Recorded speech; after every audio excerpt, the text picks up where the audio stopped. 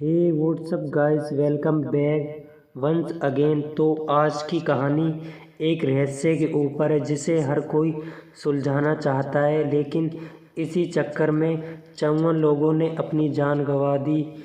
जी हाँ, ये सच है। लेकिन इससे भी बड़ी एक चौंकाने वाली बात यह है कि इन सभी की मौतें दिसंबर से अक्टूबर के बीच में हुई, जिसे वहाँ के लोकल डेड मंथ के नाम से पुकारते हैं। इसके पीछे क्या राज है, चलिए पता लगाते हैं। एवरेस्ट और मेरी नाम का एक कपल अपनी एनिवर्सरी को सेलिब्रेट करने के लिए इस जंगल में आए। क्योंकि मेरी को कैंपिंग करने का बेहद शौक है, इसलिए एवरेस्ट इस जगह पर लेकर आया।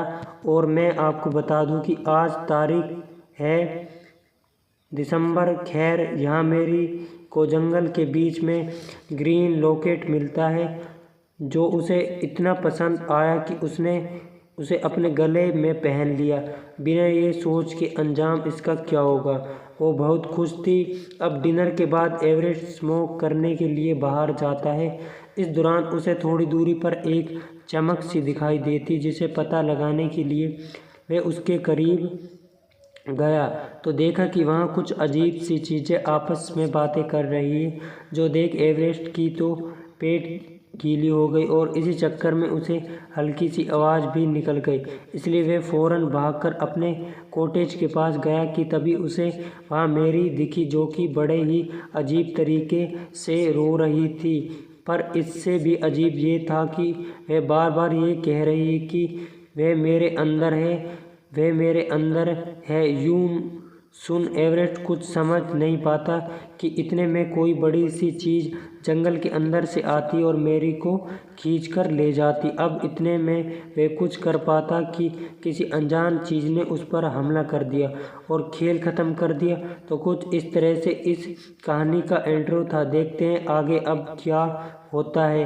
कहानी हमें 10 साल बाद आगे सीन को दिखाते हैं, जहां हम डॉक्टर डेनिस को देखते हैं, जो कि एक माइथोलॉजी प्रोफेसर है। यानी कि वे उन चीज़ों की खोज करते हैं जो अज्ञात या फिर उसके होने का दावा तो सभी करते हैं, पर देखा किसी ने नहीं है।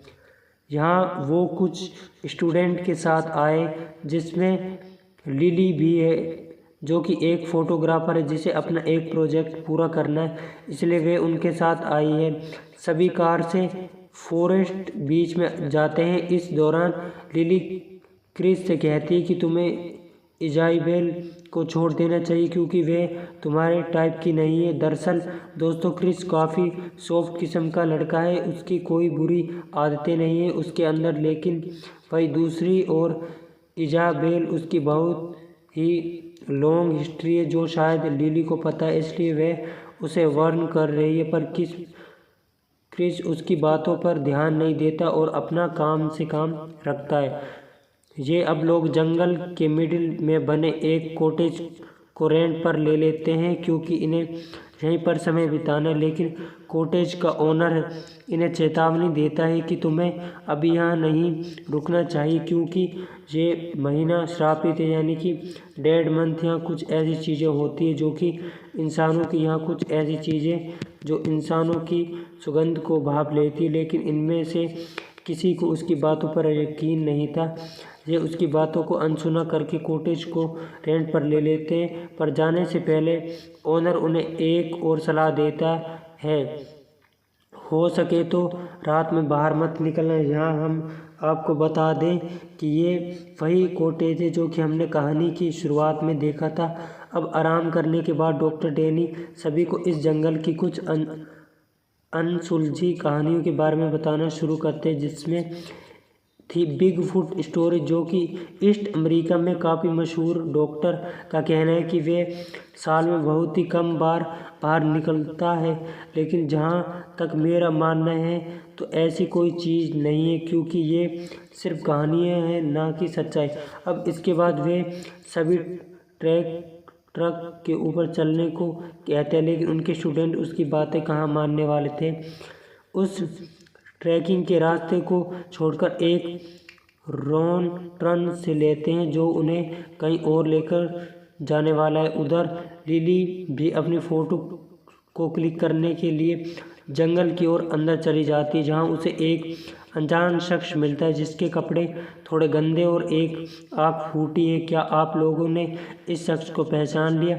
अगर नहीं तो मैं आपको बता दूं कि ये एवरेस्ट है। जी हाँ, ये अभी जिंदा है, पर कैसे ये तो वही बता सकता है, लेकिन इसकी हालत को देखकर इतना तो अंदाज़ा लगाया जा सकता है कि कुछ बहुत ही बुरा हुआ होगा। एवरेस्ट असल में वहाँ पर एक बड़े से फुट को बड़े ही गौर से देख रहा है। इतने में लिली आ गई, जिसे देखकर उसने स्केरी वे में कहा कि तुम्हारी जैसी खूबसूरत लड़कियों को यहाँ ऐसी घनी जंगल में अकेले घूमना सही नहीं है, वापस चली जाओ।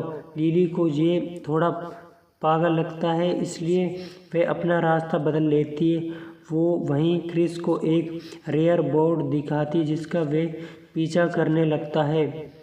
इसी चक्कर में वे शायद अपना रास्ता भटकने ही वाला है, ऐसा मुझे लगता है। वहीं जाके वे गलती से किसी जानवर की पोटी पर पैर रख देता है, लेकिन उसकी क्वांटिटी बहुत ही ज़्यादा थी। ऐसा लग रहा है कि उस जानवर ने साल भर का एक ही दिन में कर दिया। अब इसका साइड में खड़ा दोस्त ओजी कहता है कि मुझे लगा कि तुमने बिग फुट पोटी पर पैर रख दिया।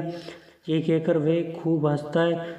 तो जैक थोड़ी दूर पर पड़े एक पत्थर पर अपना पैर साफ करने लगता है, तो शिकली उसे उसके साइड में एक इंसानी कंकाल पड़ा दिखता है, जो देख उसकी फट गई। इसलिए उसने फ़ौरन अपने दोस्त से कहा कि हम पुलिस को रिपोर्ट करना चाहिए, पर ओजी का कहना था कि वे जब शाम कॉटेज जाएंगे तब कर देंगे, अभी अपनी ट्रिप को एंजॉय करते हैं। अब दोनों आगे बढ़ जाने के बाद इजाइबेल को उस कंकाल के गले में ग्रीन लॉकेट दिखता है, जिसको उसने बिना सोचे समझे अपने गले में डाल लिया।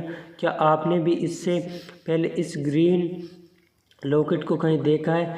याद करिए, सभी वापस अंधेरा होने से पहले कॉटेज में लौट आते हैं, पर यहाँ इजाइबेल को एक एजेंट कॉल करनी थी। यहाँ एक ही नेटवर्क है और ना ही इंटरनेट, इसलिए वे जैक से ये कार की मांगती है ताकि ओनर के घर जाकर वे उस कॉल को पूरा कर सके, जो कि यहाँ से 1 घंटे की दूरी पर है। वहीं दूसरी ओर ओजी और डॉक्टर डेनिस साथ में बैठे इन मिस्ट्रीज के बारे में बातें डिस्कस कर रहे थे, क्योंकि ओजी को इन सब चीज़ों में काफ़ी दिलचस्पी है। वो सिर्फ बिग फुट नहीं बल्कि अज्ञात चीज़ों के बारे में जानना चाहता है, लेकिन डॉक्टर को ऐसी किसी भी चीज़ पर भरोसा नहीं है। सिर्फ बिग फुट नहीं बल्कि और भी अज्ञात चीज़ों के बारे में जानना चाहता है, लेकिन डॉक्टर को ऐसी किसी चीज़ पर कोई भरोसा नहीं। इतने में उसे याद आया कि आज तो उसकी एनिवर्सरी है। उसने फ़ौरन अपनी पत्नी को विश करना होगा और यहाँ सिग्नल ही नहीं है। तभी उसने सुनने में आया कि इजाइबेल कार से ओनर के घर जा रही है। वे भी फ़ौरन उसके पास गया और साथ चलने को कहा। इस बहाने उसका भी काम हो जाएगा। इधर क्रिस उस कॉटेज को एक्सप्लोर कर रहा है कि तभी उसके हाथ एक किताब लगती है, जिसे खोलने पर अंदर कुछ अजीब से क्रिएचर के स्केचेस और स्टोरियाँ लिखी हुई है, जिसमें ये साफ साफ दिख रहा है कि एक वेडगो नाम का कोई चीज़ किसी लेडी को एक ग्रीन लॉकेट दे रही है और ये सब अंधेरी रात में हो रहा है। वहीं दूसरे पन्ने पर भी कुछ बना है जो कि था बिग फुट, जो दिन के उजाले में कुछ रिचुअल को फॉर्मर कर रहा है। इससे ये साफ पता चल रहा है कि इस फॉरेस्ट में ना तो दिन में आप सुरक्षित हैं ना ही रात में। खैर, वहाँ इजाइबल मज़े से कार ड्राइव कर रही है, तभी उसके सामने कुछ आता है जिसे घबराकर उसने कार को मोड़ दिया और इसी चक्कर में वे जा टकराई एक पेड़ से। और इतने में ही वहाँ पर एक शोडो आई जो डॉक्टर डेनिस को अपने साथ घसीट कर ले गई। ये सब इजाइबल ने बहुत ही करीब से देखा, वह भी खुद की आंखों से, जिसे वह इतनी ज़्यादा डर गई कि कार छोड़कर पैदल ही जंगल में भागने लगी, जो कि सबसे बड़ी भूल होने वाली है। लेकिन क्यों, ये आपको कुछ ही देर में पता लगेगा। इधर दूसरी ओर लिली, जो कि शावर लेने के लिए जाती, लेकिन उसे एक शैडो बार बार परेशान कर रही है, जिसे तंग आकर उसने गेट को लॉक कर दिया। पर तभी न जाने कहाँ से लेकिन एवरेस्ट वॉशरूम में आ जाता है और उसे बेहोश करके अपने साथ ले जाता है। लेकिन ये सिलसिला यहाँ रुकने वाला नहीं। इजाइबल, जो अपनी जान बचाने के लिए भाग रही थी, अचानक से वह हवा में उड़ना शुरू हो गई। शायद वे किसी के वश में। ये भी हो सकता है कि वह सेम वही बात कर रही है जो मैरी ने कहा था कि वे मेरे अंदर है। वे मेरे अंदर है, जिसका ये साफ मतलब है कि दोनों को ही एक चीज़ ने अपने वश में किया था। लेकिन अब क्या? क्योंकि कॉटेज में बचे लोगों को तो अभी तक इस बारे में कुछ पता नहीं है। देर रात क्रिस बाहर सूसू करने के लिए जाता है, लेकिन लिली ने तो वॉशरूम को लॉक किया हुआ है और इस बारे में अभी तक किसी को पता नहीं है। वे वहाँ से गायब हो चुकी है।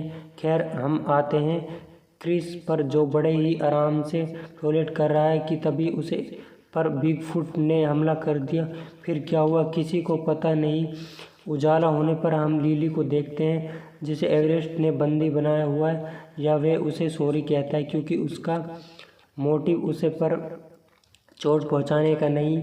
वे तो बस यहाँ पर बिगफुट से बदला लेने के लिए आया है, क्योंकि उसे लगता है कि मैरी को उसी ने मारा है। इसलिए वे अब लिली को एक चारे की तरह इस्तेमाल करेगा, जिसके लिए वह पूरी तरह तैयार भी है। उधर कॉटेज के बाहर अमीजा बिल को देखते हैं, जो अभी भी खुद के काबू में नहीं है।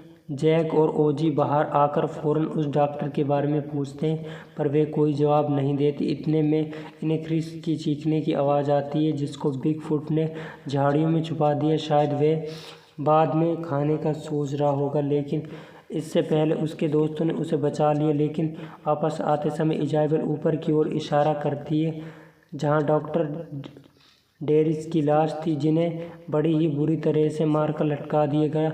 अब इतना सब कुछ होने के बाद सभी बेहद डर जाते हैं, पर इजाइबल कुछ बोल ही नहीं रही थी। तब क्रिस उसे बुक को जिक्र करता है, जिससे उसे वेडगो के बारे में पढ़ा, जो सुन ओजी कहता है कि यहाँ सच है। यहाँ पर वेडगो नाम की एक सोल है, जो कि उन लोगों को अपना निशाना बनाती है जिन्होंने अपनी ज़िंदगी में खुद के मतलब के लिए किसी को नुकसान पहुंचाया होगा, और सिर्फ रात में ही वे निकलती है। मैंने तुम लोगों से क्या किया कि ये महीना सही नहीं है यहाँ पर आने के लिए, लेकिन किसी ने मेरी बात पर यकीन नहीं किया। इस बारे में मैंने डॉक्टर डेरी से भी बात की, पर उन्होंने मेरी सारी बातों को नकार दिया, ये कहकर ये सब फिजूल है। पर ये सच है। अब ओजी बोल रहा है होता है कि तभी इजाइबल कुछ अजीब तरीके से रिएक्ट करने लगती और कहती है कि वे आ रहे हैं, वो आ रहे हैं। किसी को कुछ नहीं पता कि वे करे तो करे क्या, क्योंकि इनके पास किसी भी तरह का कोई हथियार नहीं है, ना ही कोई फ़ोन जिससे वे मदद मांग सके। इसी बीच में हम लिली को देखते, जिसको एवरेस्ट ने अभी भी पेड़ से बांधा हुआ है और खुद को एक कोने में बैठ गया, क्योंकि अब समय आ गया है उसके बदले को। यहाँ लिली ने उस जगह पर उसी तरह की एक और लड़की को देखा जो मेरी हुई। कुछ ही देर में अंधेरा होने के बाद गया हलचल अब बढ़ गई। लेकिन दोस्तों, यहाँ शिकार उल्टा पड़ गया, क्योंकि एवरेस्ट के ऊपर उन सभी ने हमला कर दिया और उसे जाने से मार डाला। इसी का फ़ायदा उठाकर लिली ने खुद को आज़ाद कर दिया और वहाँ से भाग निकली। तो यहाँ कॉटेज में धीरे धीरे करके अबेल खुद के ऊपर काबू खो रहे हैं और उस पर वेडगो की परछाई दिखती है, जो किसी हिरन जैसी थी, जिसने उसे पूरी तरह से खुद के काबू में कर लिया। ओजी, जो कि इजाइबल को चेक करने जाता है, तो वह उस पर हमला कर देती है और उसे जिंदा ही खाना शुरू कर देती है। यानी कि एक और आदमी लिस्ट से गायब हो चुका है। अब बची लिली, जो कि भागते कॉटेज तक पहुंच गई, लेकिन अपने पिछले वो उन सॉरी एस्ट्रीज भी साथ लेकर आई। अंदर आते हुए उसने क्रिस से चलने को कहा, लेकिन क्रिस ऐसा कैसे जा सकता है अपने दोस्तों को छोड़कर। लेकिन लिली वो किसी के लिए नहीं रुकने वाली। लेकिन क्रिस ऐसा नहीं है। वे अंदर जाता है और जब उसने इजाइबल को ओजी की लाश को खाते हुए देखा, तो वे वहाँ से भाग भागना ही बेहतर समझा। लेकिन अब तक उसे पूरे घर में चारों ओर सॉरी आत्माएं ले गई, लेकिन दोनों ही उससे बचकर जाने कैसे भाग निकले। मैं कामयाब हो जाते और फौरन जाकर एवरेस्ट की जेब से उसकी कार की चाबियों को निकालने लगते, लेकिन तब तक वहाँ पर वेडगो आ गए, जिसके सिर परछाई को भी देखकर इन दोनों की फटके फ्लावर हो जाती है। ये कुछ सोच पाते हैं कि तभी वेडगो के सारे चेले आकर इन पर हमला कर देते हैं। उन्होंने लिली को बीच से ही फाड़कर अलग कर दिया, जो देख क्रिस भी अब जोश में आ गया कि सालों, अगर मैं मारूंगा तो लड़कर मारूंगा, मैं कोई फट्टू नहीं हूँ। इतना कहकर वे सभी चैलेंज देता है, लेकिन तभी वे सारे चेले उस दूर जाने लगते हैं, क्योंकि उसके पीछे खड़ा था बिगफुट। जी हाँ, उसकी और वेडगो की खानदानी दुश्मनी, इसलिए दोनों में अब भयंकर लड़ाई होती है, जिसका फ़ायदा उठाकर क्रिस वहाँ से भाग निकल कर आ जाता है और पहुँचता है अपनी कार के पास। लेकिन स्टार्ट करने से पहले वहाँ पर इजाबिल उस पर हमला कर देती है, जो कि पूरी तरह से अब शैतान बन चुकी। उसे कुछ नहीं पता कि वे क्या कर रही है, उसे तो बस क्रिस को मार कर खाना है। तो क्रिस अब कोई सॉफ्ट बॉय नहीं रहा, वो उस पर डीजल डालकर जिंदा ही जला देते और वहाँ से पैदल ही आगे बढ़ना शुरू कर देते। लेकिन तभी उस कार में एक और तेज़ धमाका होता है और यहाँ आता है इस कहानी का असली ट्विस्ट। उसी ज्वाला से निकलता है एवरेस्ट पर। अब उसके अंदर वेडगो, जो क्रिस से बोलता है कि मैं हर साल यहाँ आता हूँ और ना जाने कितने लोगों को मारता हूँ। सभी को लगता है कि बिगफुट कर रहा है, पर असल में इसके पीछे मैं हूँ, इसलिए अब तुम भी बचकर कहीं नहीं जा पाओगे। इधर आओ। इतने सुनने के बाद ही क्रिस उसकी गर्दन उड़ा देते, जिससे कि उसका खेल ही ख़त्म हो गया। लेकिन आत्मा को अभी जिंदा उसने हुआ कहा कि मैं फिर दोबारा आऊँगा। लेकिन अभी फ़िलहाल क्रिस वहाँ से रोड पर आ गया, जहाँ उसे कॉटेज ओनर की कार दिखती है, जो उसे देखकर स्माइल करते हुए कहता है, कहा था मैंने कि डैड मंथ। और इसी के साथ कहानी यहीं ख़त्म हो जाती है, पर यह सिलसिला यूं ही चलता रहेगा और फिर वह शिकार बन जाएगा। इसलिए कहते हैं कि अगर कोई कुछ कर रहा है तो उसकी बातों को ध्यान से सुनना चाहिए और किसी भी अनजान चीज़ को छूना नहीं चाहिए, क्योंकि हर चमकती चीज़ सोना नहीं होती। तो आपको कहानी कैसी लगी हमें कमेंट करके ज़रूर बताइएगा। अगले वीडियो में। Thank you so much watching this video. मिलते हैं एक नई वीडियो के साथ। धन्यवाद।